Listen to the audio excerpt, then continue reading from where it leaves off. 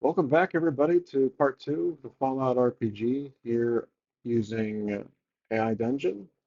So, where we left off yesterday is Jake from State Farm was kidnapped by these raiders that attacked the settlement where we were about to camp out for the night. There's a sudden little throw in the story that I put in myself some time ago before all this action happened, but the last response was we basically rallied the vault dwellers and the bunker's residences, reminding them of the debt that we owe Jake, since he helped us and he allowed us into this settlement. So now we're following the raiders' tracks, and the landscape around basically changes from safe to harsh. So we're now back in the wasteland outside of any safe enclosure. Okay, now we got to figure out what to do next. So I think that it is my character and a good number of survivors, along with my original vault dwellers.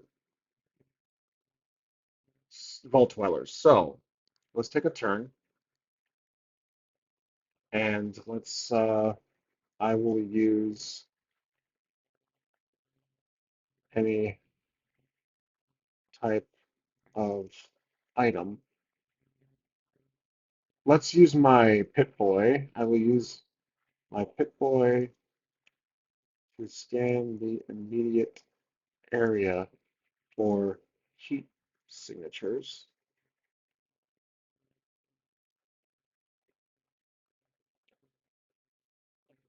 Okay. And I did change the layout to red to kind of fit the upcoming potential hostile danger we'll be running into in the wasteland. So you lift your Pip-Boy to your eye level and activate its built-in scanner, scanning the immediate area for heat signatures.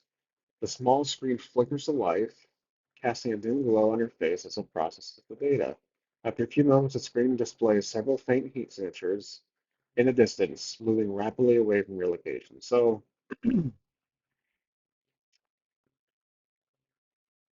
if I'm just retracing my steps here, I don't think I did that already. But this part right here sounds familiar. I think it's recycling some lines that we heard after I used my Pip-Boy before some time ago. But that's quite all right. So I'm going to say to the team here,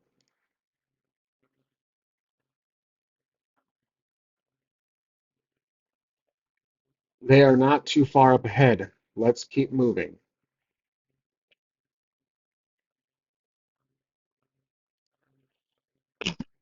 Excuse me. So let's see. You and your group quickly set off after the raiders, using your Pip-Boy's heat signature tracking to stay on their trail. The landscapes around you is treacherous and unforgiving, filled with jagged rocks, cacti, and other hazards, but you press on, driven by the fierce determination to rescue Jake from State Farm and repay him for his help. Okay, let's do a story, and let's say that um, we reach not necessarily a fork in the road, but a large canyon, and there's a bridge that is perhaps a makeshift bridge. So let's I'm trying to figure out how to word this. Our group reaches a canyon spanning across the entire landscape.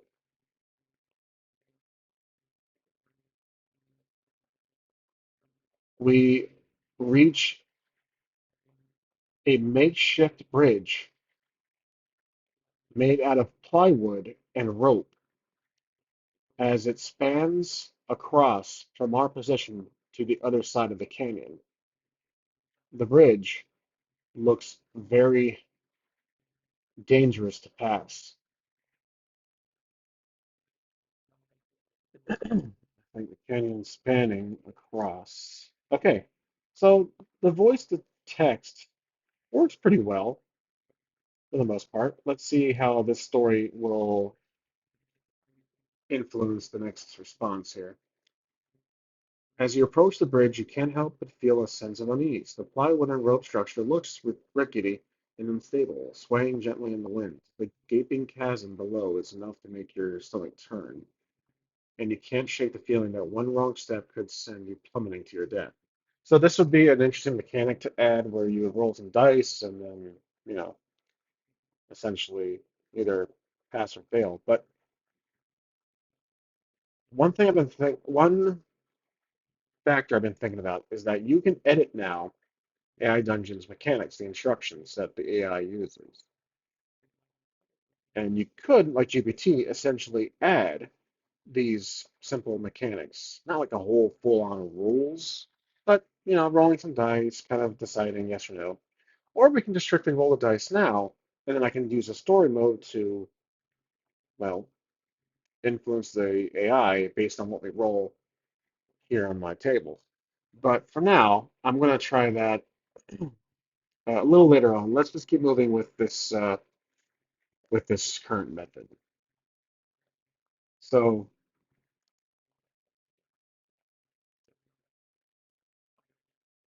let's say I look ahead of the bridge to see if I can spot any raiders on the other side.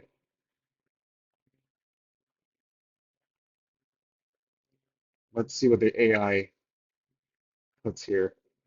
As you squint against the harsh sunlight, you scan the opposite end of the bridge and the area behind it. The landscape is rocky and barren with the occasional patch of sickly vegetation. You see no signs of the raiders or Jake from State Farm, but you do notice a few small figures moving in the distance. It's hard to make out their details from this distance, but they don't appear to be armed or armored like the raiders. Okay.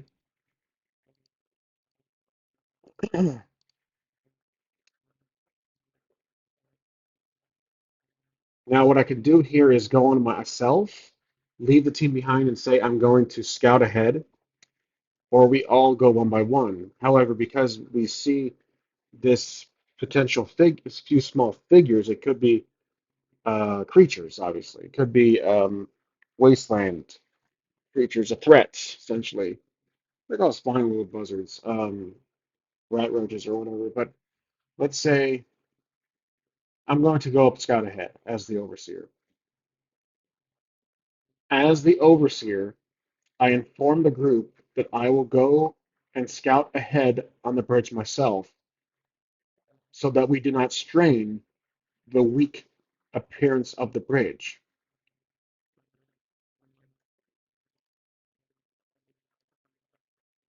I'll redo that last part here. So, bridge.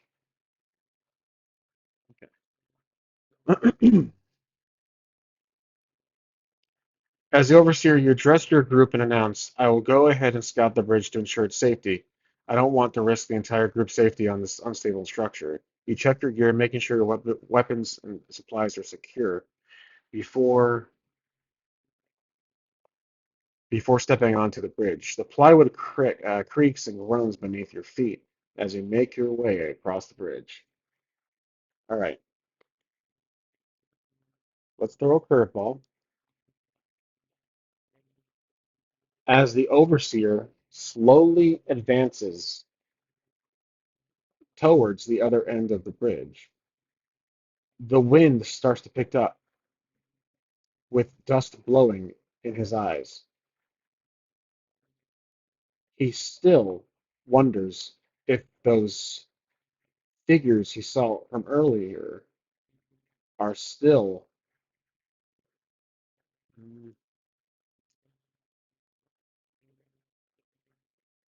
are on the other side.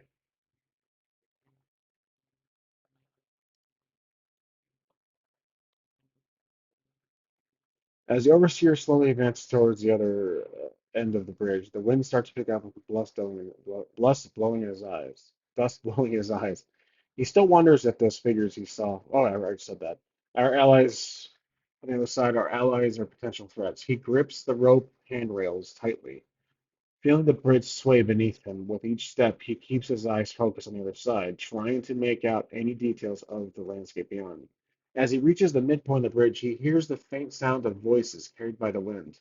He stops for a moment and listens, trying to discern what they are saying. All right, this is getting really intriguing. So, I think the story input is quite essential, since this is pretty much becoming a book, not necessarily an RPG, or not just an RPG. But let's say I'm going to ready my weapon.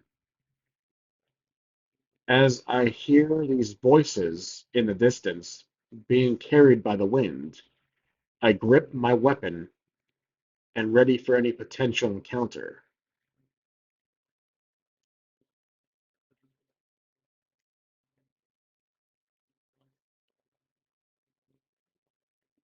Let's see, just 1 second, guys. Just doing a technical check. Everything is good. Okay. You strain your eyes, trying to make out the words of the voices. Sorry, you strain your ears. They seem to be coming from a group of figures huddled together near a large rock formation on the other side of the bridge. As the overseer, you can't make out their features or affiliations, but you can tell that they are armed. You cautiously continue to make your way across the bridge, your weapon at the ready. Okay. Um, what would be a good little twist here? Let's say our character does get to the other side of the bridge, our overseer, but they're not raiders per se. Perhaps they're a one of the factions, like the NCR or um, Brotherhood. But perhaps I'm wondering if the AI will do that, depending on the story cards of this RPG. So let's see.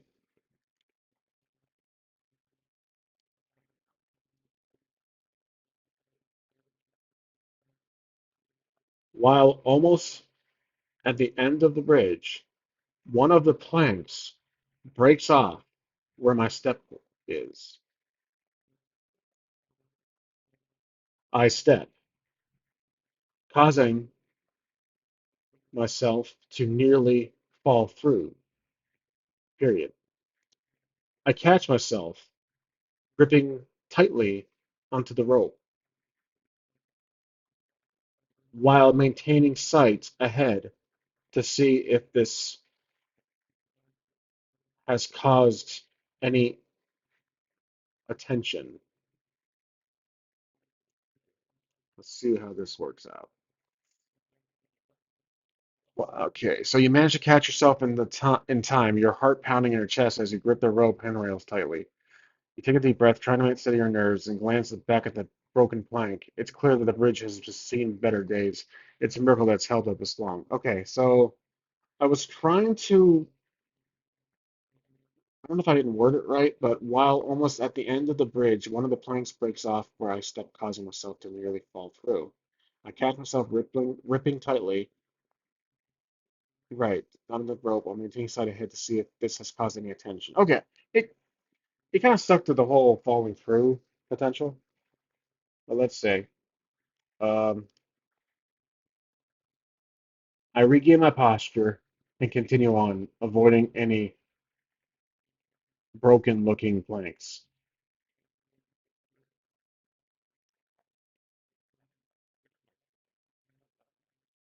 As you reach the other side of the bridge, you approach the group of figures cautiously, your weapon at the ready. As you get closer, you can see that they are a group of survivors, similar to you and your group. They eye you warily, their fingers tense on the triggers of your weapons. Who are you? One of them calls out, his voice rough and weathered. What do you want? Okay.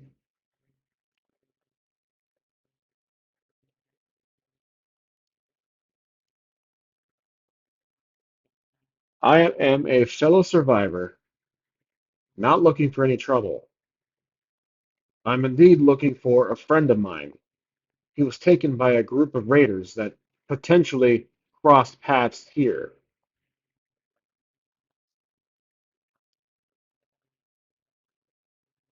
Okay, let's see what happens. All right. The leader of the group, a grizzled woman with a scar running down her cheek. Everyone has a scar. Narrows her eyes at you suspiciously. Raiders, you say, she growls. We've seen our fair share of them around here. They're a nasty bunch, always looking to take what ain't theirs. She pauses for a moment, considering her words. What's this friend of yours look like? Jake from State Farm. I could do a joke here saying he's wearing khakis, but that will obviously not work out uh, to keep the theme going here. Let's say, what did Jake? Well, he had survived. Okay, he had makeshift armor. Let's say he wasn't necessarily dressed like me, but similar to you. Makeshift armor, dark clothes, bandana, boots, possibly beaten up, bloody, being dragged by these raiders, as per mentioned. So he wasn't as, what did I say? He wasn't as surely dressed as me, finely dressed as me, just to be a little egotistical, but similar to your makeshift armor, dark clothes, bandana, boots, possibly beaten up, bloody, being dragged by these raiders, as mentioned. Let's see what she says. The woman nods, understanding your description. Yeah, we saw a group like that pass through here a few hours ago, she says. They were headed towards the old military base to the north. If your friend is with them, that's probably where they're taking him. She pauses to ask, but be careful, the military base is calling out the raiders and other dangerous creatures. There's no place for them. I'm gonna make a little joke here. There's quite a bit of military bases in this area. Where are we exactly? Because that's like the second military base mentioned in this entire story. One of the AI's excuse will be for this. One's eyes he thoughtfully for a moment before responding. We're currently in the outskirts of a new California republic. Nice, the NCR. Or NCR for short. It's one of the largest factions that has risen from the ashes of the old world. They control most of the territory to the west of the Colorado River. Okay. So, as she describes the NCR, the rest of my team is slowly approaching me on the bridge, one by one, while also listening in on our conversation. Period. I turn back to see them approach, surprised at their eagerness to advance on. Let's see. You turn to your group and give them a nod of approval, glad to see them taking the situation seriously. We'll head towards the old military base to the north, you announce. Be on your guard and watch for any signs of raiders or other hostile creatures. The group nods and you all set off in the direction of the military base. Okay.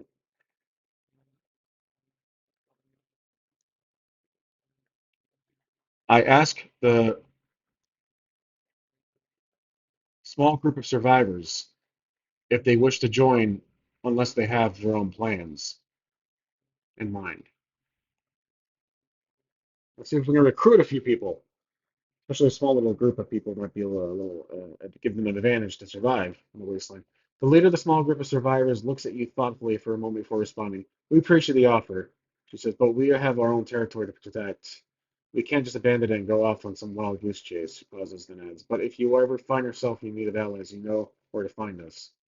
Most appreciate their hostility. I'm gonna say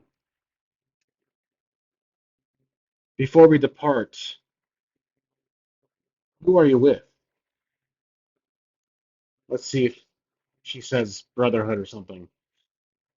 Institute. The leader of the group pauses for a moment before responding. We call ourselves the Wasteland Wanderers. We're a small group of survivors who have banded together for protection and mutual support.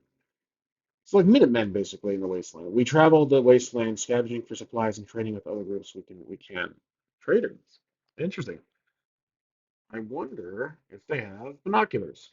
Uh, Interesting. Okay. Well, We'll just keep going here.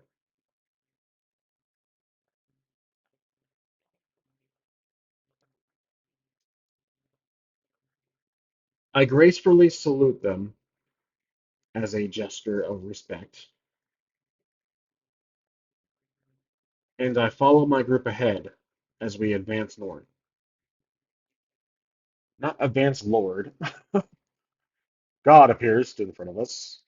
I gracefully salute them as a gesture. Okay, good. You raise your hand in a respectful salute to the waistline runners, acknowledging their strength and independence. They return the gesture with the middle finger. That'd be funny. And they turn to you. Then you turn to your follow your own group as you all set off towards the old military base in the north. The landscape around you is desolate, rocky terrain stretching in all directions. Some beats, blah blah blah blah blah. Ominous shadows. Okay, it's the usual wasteland description. All right, now let's say that there is going to be a creature of sorts. Um, you know what? Let's do this. I have an idea. Let's throw in a new character that is kind of like the ghoul from the recent Fallout show. So, Westerner, wearing a cowboy hat. Let's just take that character and put him in here. I'm just really curious how the AI will treat it. So, as we continue north, we see a single individual wearing what appears to be a cowboy getup outfit with a large hat, overcoat, brown overcoat, and holding a firearm on their side, period. They are leaning against one single tree, dead tree, in the middle of the landscape, period, with a horse tied to the tree. As we get closer, this individual looks to us and tells us to not come any closer. I, the overseer, see that this individual is a ghoul. All right, let's see how it will treat this entire little twist here.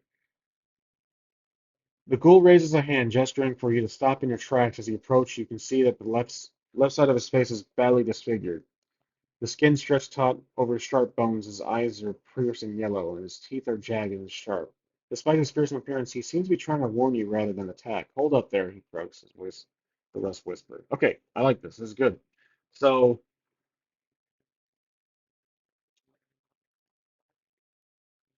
I tell my party to stop for now,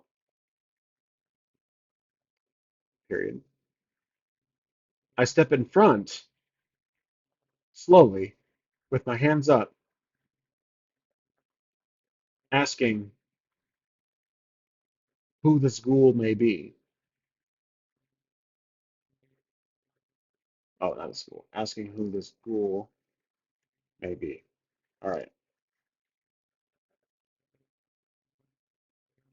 The ghoul regards you with a wary eye, his hand never straying far from his grip of his firearm. Name's Roy. Okay, so we have Roy. He says gruffly, I'm just passing through these parts looking for some scrap to salvage. But you don't want to stick around here for long. He glances over your group, taking in the vault suits and makeshift weapons. Okay.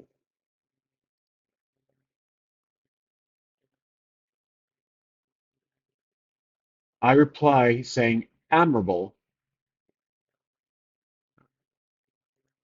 admirable. All right, let's not use that. Actually, you know what? Let me do this. I'll ask him here. While speaking to the ghoul, Roy, I notice in the distance that there is no sign of any structure, just completely desolate wasteland. Period. I lower my arms and ask the ghoul if there is some type of military base north from here,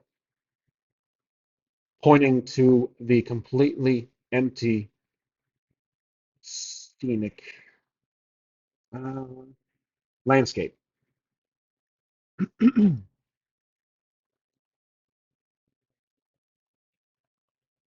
Roy narrows his eyes and squints into the distance. There used to be an old military base up that way, he says, but it's been a long time since I've been there. No idea what condition it's in now. Roy's expression turns serious. Raiders are a constant threat out here, he says. Okay, so this is like a kind of a casual NPC we're chatting with. Um, I'm going to depict that he's like a hired gun, perhaps.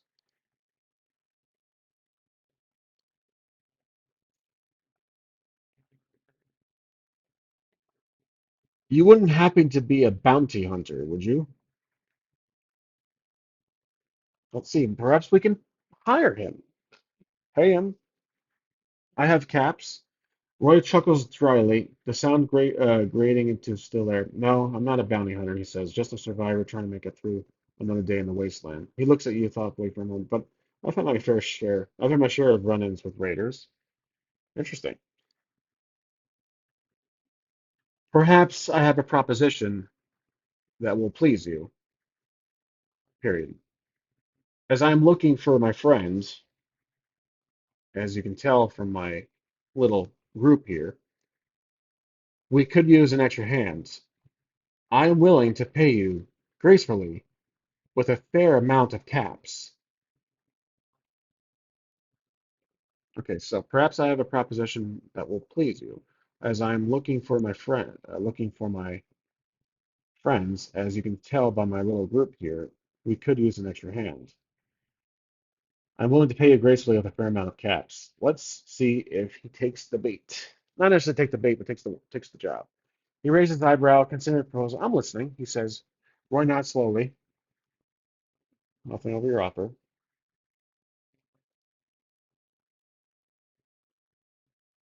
If you have a past history with these raiders, then you might get an interest in knowing that we are seeking to deal with them ourselves. But as you can see, we're not exactly the fighting type, period. We held we've held our own against quite a few so far, but knowing that they have retreated back to their own base, I have a feeling we could use the extra gunpowder. Power. Effort. Can I type anymore? Okay, I don't know why it stopped there. Sorry, guys. One second.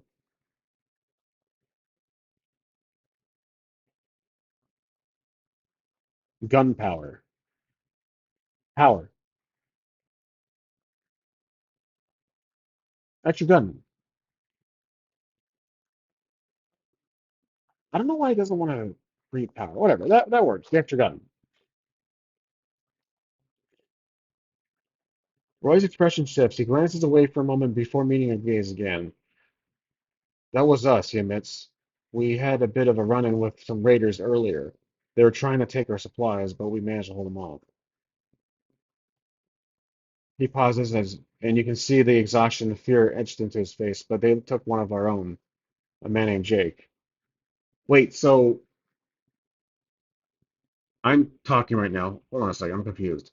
You say yeah, if you have a past history with these raiders, then you might get an interest in knowing that we are seeking to deal with them ourselves. But as you can see, we're not exactly the fighting type. We held our own against quite a few so far, but knowing that they have retreated back to their own base, I have a feeling we could use the extra gun. Roy's expression shifts. He glances away from a moment before meeting you gaze again. That was us, he admits. We had a bit of a run-in with some raiders earlier.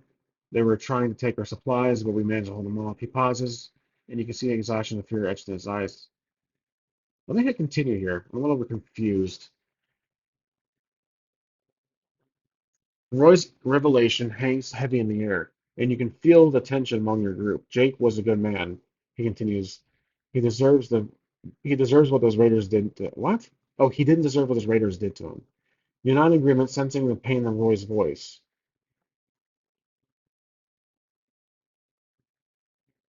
Okay, so I think it messed up here because my response. Well, I'm gonna just cut this back a little bit. So let me try that again.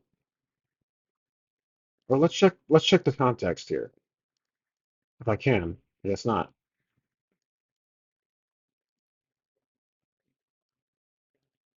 Okay. So Roy raises an eyebrow, considering Leslie. Roy nods slowly, mulling over your offer.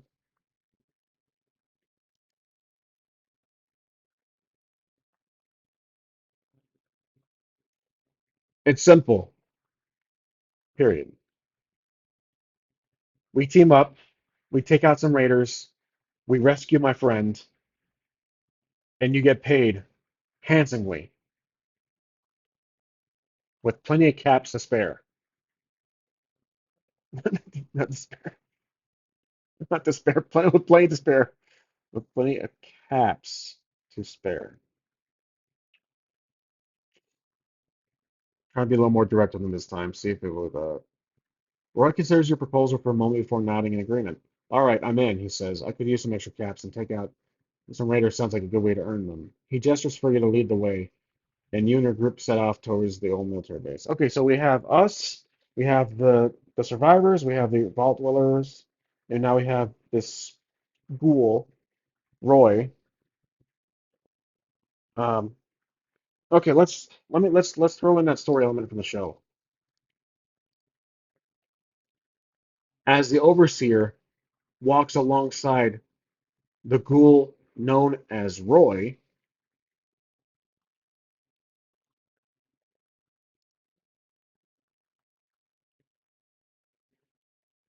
Roy Roy asks the overseer why he does not appear to be afraid of his appearance.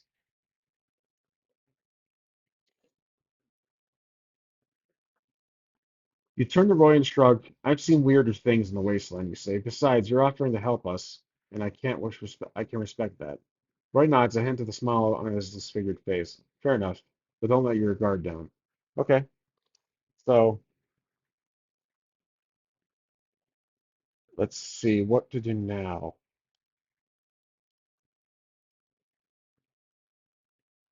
I check with everyone how are they doing as we seem to get closer to a large structure in the distance.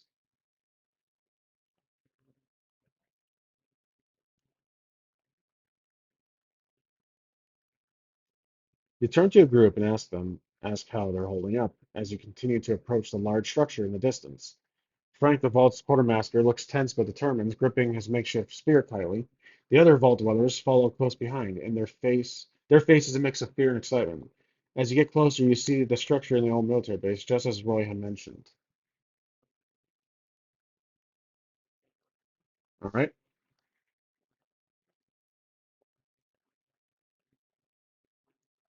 Roy appears to grip and take out his shotgun, period. The overseer notices, period. The vault dwellers and fellow survivors ready themselves with their own weapons, period. The group approaches a cliffside that hides them from view, the view of the base.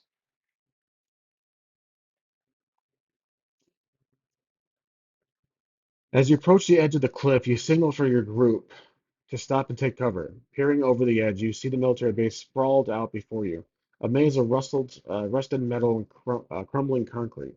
A few figures mill around about near the entrance, armed and dangerous. You can't see any sign of Jake from State Farm. but you know that he could be anywhere within the base's walls. You turn to your group and whisper a plan. All right.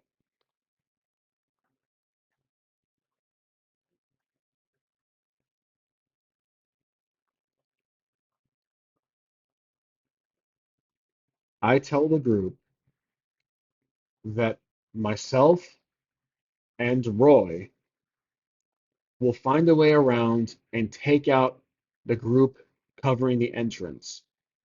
Meanwhile, once the coast is clear, we'll signal for the group to continue in. All right. You nod to Roy, indicating that it's time to move into position. You both move quietly and stealthily, using the terrain to your advantage as you approach the group of raiders guarding the entrance. Roy takes out his shotgun, and you grip your makeshift spear tightly. I have a spear, great. Readying yourself for a fight. I have an idea.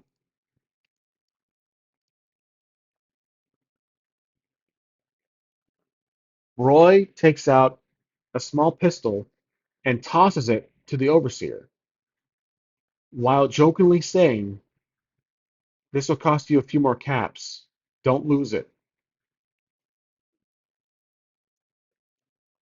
All right, just give my character a little, some weapon of sort. You catch the pistol nod on Roy's acknowledgement. You take a deep breath and signal to your group to stay back. Then, with a quick glance at each other, you and Roy charge towards the raiders guarding the entrance, firing your weapons and yelling top of your lungs. Wow, okay, we're definitely not going in stealthily. The element of surprise works in your favor, and the raiders are caught off guard. They struggle to react, but they're no match for your combined attack.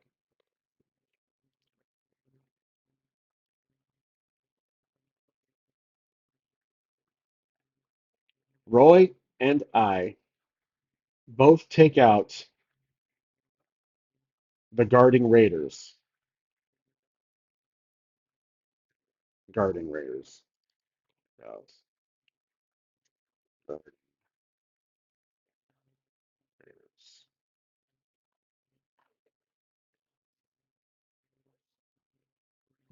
Okay.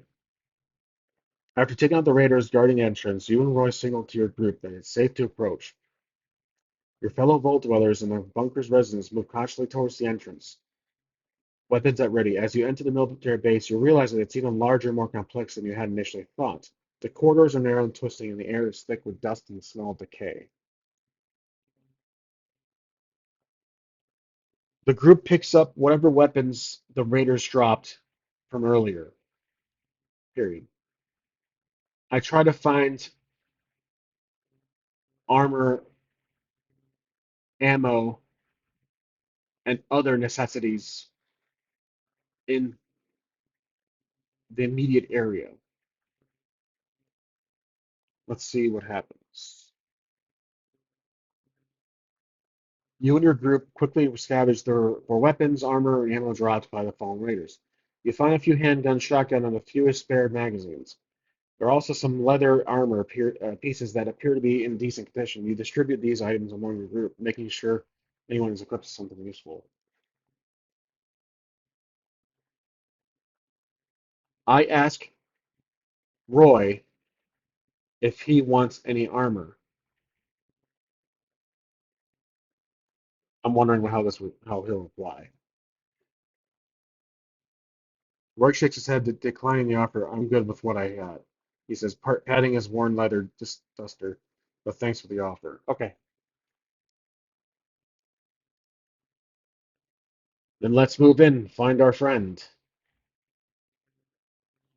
Okay, so we're looking for Jake. You and your group make your way deeper into the military base, navigating the labyrinth of corridors and rooms. The air grows thicker with dust and the smell of decay, and the sounds of your footsteps echo off the walls. As you move, you keep a sharp eye for any signs of Jake or other raiders. Oh, sorry, Jake from Safeline or other raiders. After a few tense moments, you hear the sound of voices ahead.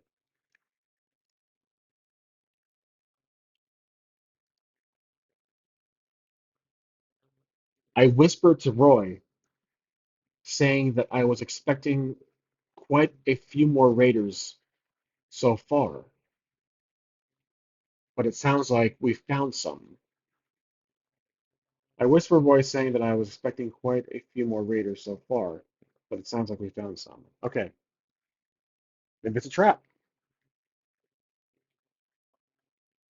Roy nods agreement, his hand resting on a shotgun. Sounds like it, he says quietly, but we need to be careful. They could be setting a trap for us, and you and your group approach the source of the voices with caution, weapons at the ready. As you round a corner, you see a group of raiders standing around a figure that you recognize as Jake. He's battered and bruised, but otherwise appears to be unharmed.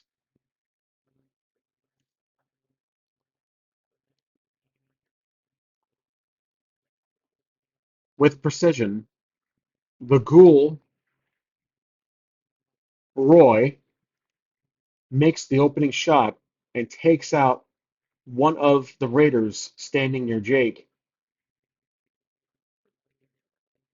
from State Farm. Sorry, guys, I know I'm making that joke a lot, but it's just one of my favorite commercials. The sound of the gunshot echoes through the corridor, and the remaining raiders quickly turn their attention towards you and the group. Jake's eyes widen as he sees you, and he struggles against his restraints. You and your group quickly take cover behind a nearby wall, exchanging fire with the raiders. The firefight is intense, with bullets whizzing past your head and kicking up dust around you. Okay, let's say I yell to Roy, "Nice shot. Maybe there's a way around this madness." I see a hall path around the gunfire behind us. Roy, just making stuff up as I go here. You nod to Roy, indicating that the path he spotted. He acknowledges you with a nod, and you both move quickly and quietly, taking advantage of the chaos of the gunfire to sneak around to the other side of the raiders. From your new position, you can now see that Jake is still struggling against the restraints, his eyes widening with fear. You and Roy take out the remaining raiders, and sound of gunfire subsides. All right.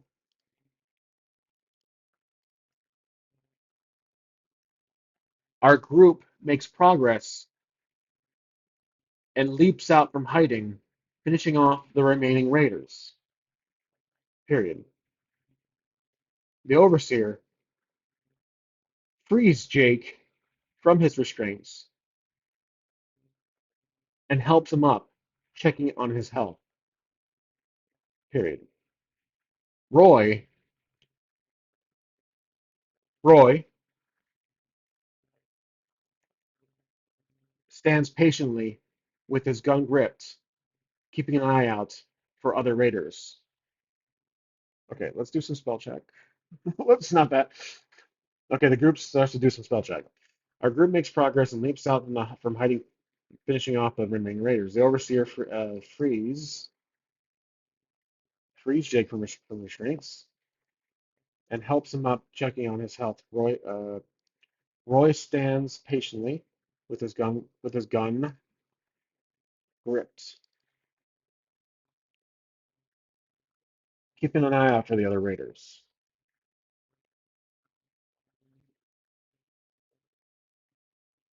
Jake groans as you help him up, wrenching in pain as he has several bruises and cuts covering his face and arms, but he seems to be otherwise okay. Thank you for coming for me, he says. I didn't think I was going to make it this far, so I'll just type this one in. I tell him that owed him one. I think they're called stem packs from the game. For the medical supplies, I give him a stem pack. I found from earlier. Let's see. Roy seems to be impatient, waiting for payment, but in a friendly manner.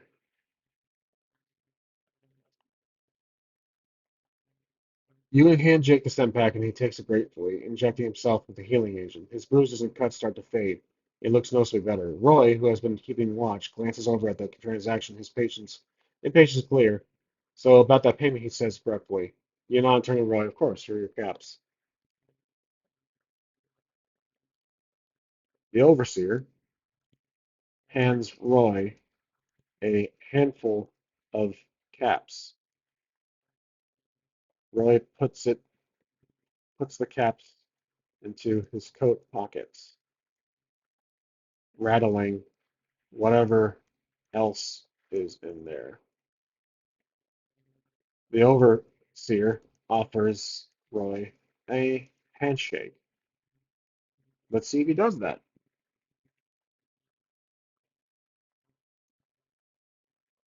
This has actually turned out to be a pretty good story. Roy takes the overseer's hand and gives it a firm shake. Thanks for the payments, he says, his tone listening friendlier. And for the rescue, I'm glad you found your friends. He nods towards Jake, who is still recovering from this ordeal. The overseer turns to Jake. Are you up for traveling with us back to the bunker? Yes.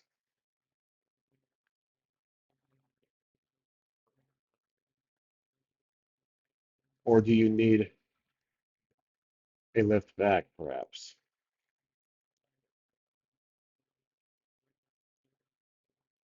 Maybe we can find some wheels around here.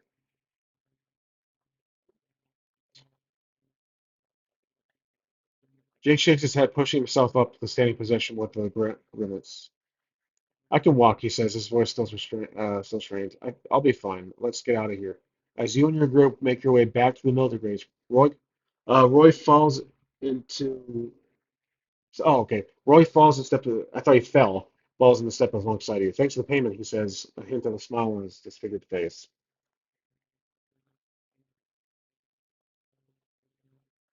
Interesting.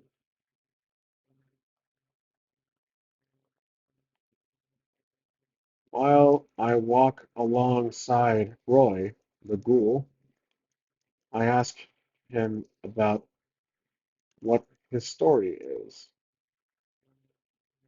knowing that ghouls have been around for years. I want to know what Roy's story is, essentially. Roy glances over at you, a hint of sadness in his eyes. It's a long story, he says gruffly, but the short version is I was caught in a nuclear explosion blast back in 2077.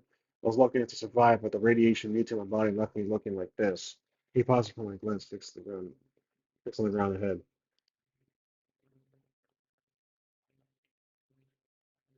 I'm going to say the fact you managed to survive for this long is evident of your efforts, and I envy that persistence.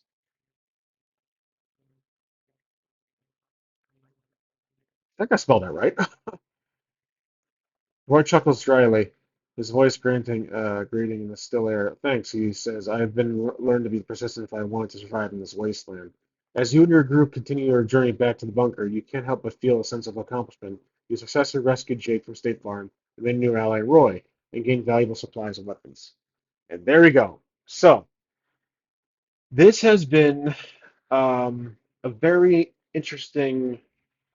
This actually has been probably one of my favorite playthroughs of using AI Dungeon. It's again mechanicless, ruleless, but you do have a lot of freedom while still getting these occasional challenges. I still wanted to bring the solo concept and DM with the story feature where you can throw in a twist and pose a challenge, but I think the AI doesn't necessarily hold your hand, but it does feel like it's rewarding when you accomplish something. So we made an ally named Roy, so that's something, a ghoul.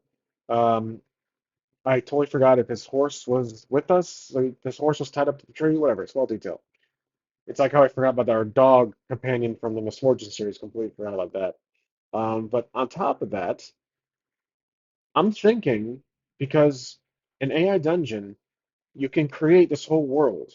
You can create your story cards, locations, classes, races, and because Misfortune is based in fantasy, and I've had kind of a creative roadblock with solo play. Using AI Dungeon might be an interesting alternative in advancing the Misfortune story by taking everything I've established in Misfortune and putting it into the database on this website. I'm using making it to make the scenario of the Misfortune. So it's been a thought lately. It's kind of a cheat code for me because I'm not. using any rules, but to be honest, I'm really curious how it could handle an existing campaign and uh, crafting the story as we go. But in any event, this has been really good. I liked it. It had kind of an arc to it. We left the vault. We dealt with some raiders. We found survivors. We had a little settlement. It was overrun. We had an ally, Jake, who was kidnapped by these raiders. We went on our way to find him. We went through a little scuffle with the bridge. We found some other survivors that were neutral in a way. We encountered the ghoul, Droy, and then allied him, paid him to end up flank or raiding a raider's base, so essentially rescuing our new allies. So this was really good. I am actually really impressed how it worked out, and I have yeah, kind of hopeful to see if what I do next. So this will be it for the Fallout RPG. I think it's been a neat little story, but I will keep this adventure in my in my stock. I won't say it's the end, but I'm gonna say for now this is a good little two-parter, and I will just kind of keep in the background for now. But it was a great little play test, little playthrough for AI Dungeon because again, I never recorded AI Dungeon on my channel before. I don't think I have, and it's just showing it what it can do has been really intriguing. So, but that's really it for now, guys. Hope you enjoyed the video, and I'll see you next time on 830 RPG.